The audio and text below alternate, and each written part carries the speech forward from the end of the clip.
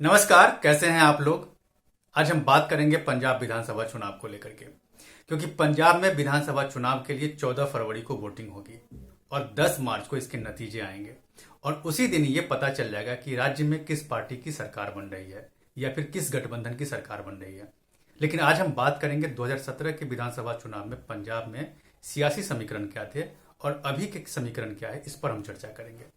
तो देखिए, 2017 में जब पंजाब में विधानसभा का चुनाव हुआ था, उस समय में कांग्रेस सबसे बड़ी पार्टी हुआ करती थी।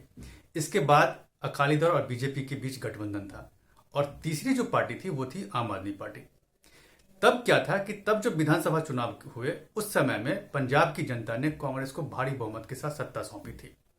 तब कांग्रेस को 77 सीटें मिली थी और आम आदमी पार्टी को 20 सीटें मिली थी, जबकि अकाली दल और बीजेपी गठबंधन तीसरे नंबर पे थी।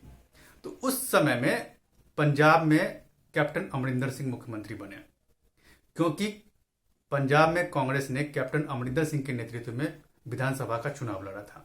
और अमरिंदर सिंह बहुत ही कद्दावर नेता है पंजाब के। उनका अपना सियासी रसूख है, आम लोगों पे उनकी पकड़ है, उनकी छवि बहुत अच्छी है।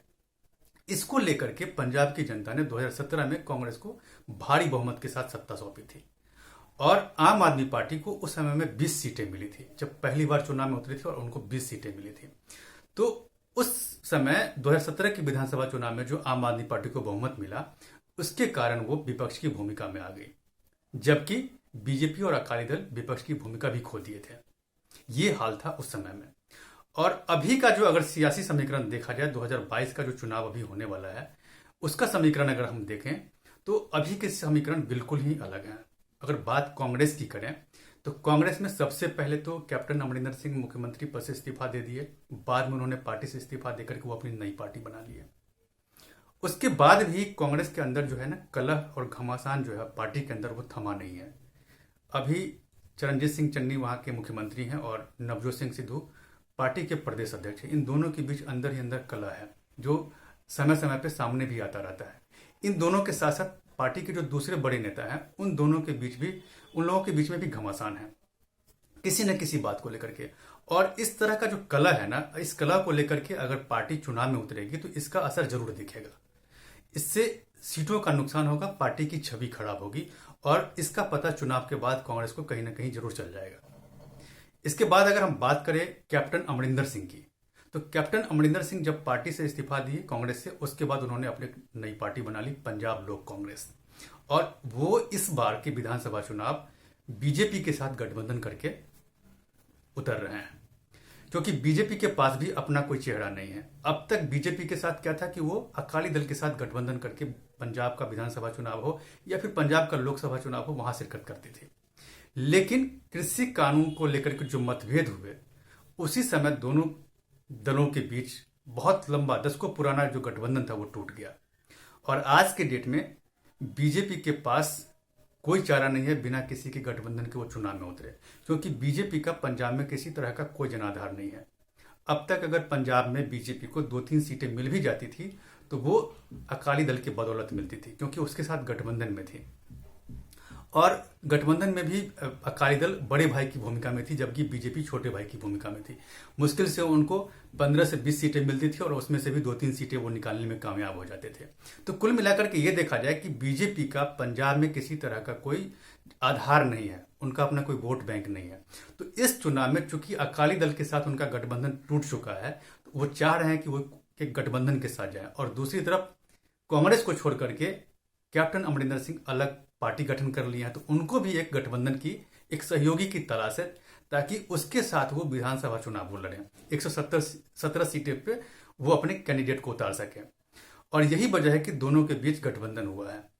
और कैप्टन अमरिंदर सिंह के साथ एक और अच्छा बात क्या है कि उनकी छवि बहुत अच्छी है, लोगों के बीच उनका अपना जनाधार है और वोट बैंक भी उनके अपने हैं। लोग उनका जो बॉर्डर जो इलाका है और जितने भी लोग हैं पंजाब में, पंजाब के लोग में कहीं ना कहीं कैप्टन अमरिंदर सिंह का जो पैठ है बाकी राजनीतिक पार्टियों के जो बड़े नेता हैं उनके मुकाबले ज्यादा है।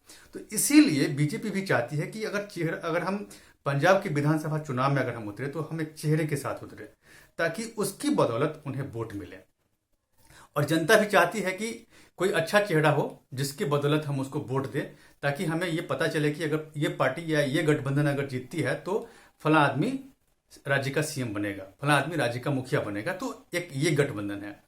दूसरा अकाली दल के साथ। अकाली दल जब से बीजेपी के साथ उनका गठबंधन टूटा तो वो अब बीएसपी के साथ इस चुनाव में वो शिरकत कर रही है, और बीएसपी के साथ गठबंधन के साथ वो इस चुनाव में जो उतर रही है, तो अब इनको कितनी सीटें मिलेंगी ये सबसे देखने वाली बात होगी। और आखिरी अगर हम बात करें तो आम आदमी पार्टी का यहाँ चर्चा करना बहुत जरूरी हो जाता है, क्योंकि आम आदमी पार्टी 2017 के विधानसभा चुनाव में पहली बार पंजाब में शिरकत की थी और उनको 20 सीटें मिली थी और वो विपक्ष की भूमिका में थे। और इस बार का जो सिनेरियो है उसको देख करके राजनीतिक एक्सपर्ट का भी ये कहना है कि ऐसा हो सकता है कि आम आदमी पार्टी इस बार पंजाब में सत्ता में आ जाए और पंजाब के लोग उसको सत्ता सौंप दे। ऐसा हो सकता है क्योंकि अभी हाल में जो चंडीगढ़ में नगर निगम के चुनाव हुए थे उसमें आम आदमी पार्टी को सबसे ज्यादा सीटें मिली थी। ये अलग बात है कि मेयर का जब चुनाव हुआ तो बीजेपी का मेयर बन गया, लेकिन आम आदमी पार्टी वहां पर सबसे बड़ी पार्टी की भूमिका में आ गई थी।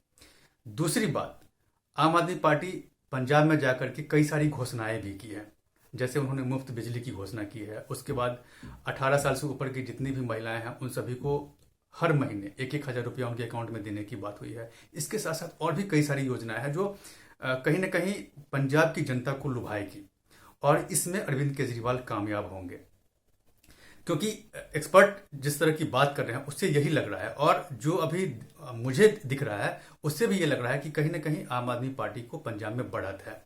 वो कारण क्या है? कारण ये है कि पंजाब में कांग्रेस में कलह है, अमरिंदर सिंह और बीजेपी का नया गठबंधन है। उसके बाद अकाली दल को और बीएसपी को वो पंजाब की जनता पहले से देख चुकी है, तो उनको ये लग रहा है कि एक बार आम आदमी पार्टी को मौका दिया जाए। एक जो और पार्टी है वो है किसान संगठन। किसान के 2 संगठन इस बार पंजाब के चुनाव में शिरकत कर रही है। तो पंजाब में जो किसान के संगठन है ये भी कहीं ना कहीं इन पार्टियों का जो वोट बैंक है उन पर कहीं ना कहीं प्रहार करेगी, और इसका असर राज्य की तमाम जो बड़ी पार्टियां हैं उन पर जरूर पड़ेगी। ये अलग बात है कि ये पार्टी जीते या हारे, जिस भी पोजीशन में रहे, लेकिन कुछ न कुछ वोट परसेंट सभी बड़ी राजनीतिक पार्टियों का ये काटेगी। तो अब यहां सबसे बड़ी बात कांग्रेस के लिए है कि कांग्रेस को अगर वापस सत्ता पाना है तो उनको आपसी घमासान जो है पार्टी के अंदर, आपसी कलह जो है उस पर काबू करना पड़ेगा, क्योंकि ये बहुत जरूरी है। अगर वो आपसी कलह को काबू नहीं करेंगे तो हो सकता है कि पंजाब की जनता उनको वोट ना करे। दूसरा, बीजेपी और जो पंजाब लोक कांग्रेस के बीच जो गठबंधन हो रहा है, इस गठबंधन को भी हो सकता है कि जनता वोट करे, क्योंकि ये नया गठबंधन है, एक प्रयोग की तरह से वहां की जनता लेगी। तो अब देखना है कि जब 10 मार्च को जब रिजल्ट निकलेगा तो किस पार्टी को पंजाब की जनता पंजाब का सत्ता सौंपती है, इस पर मेरी नजर बनी हुई है। अगर अब तक आप मेरे इस YouTube चैनल को सब्सक्राइब नहीं किए हैं तो प्लीज इसे सब्सक्राइब कर लीजिए, लाइक शेयर बिल्कुल कीजिए। धन्यवाद।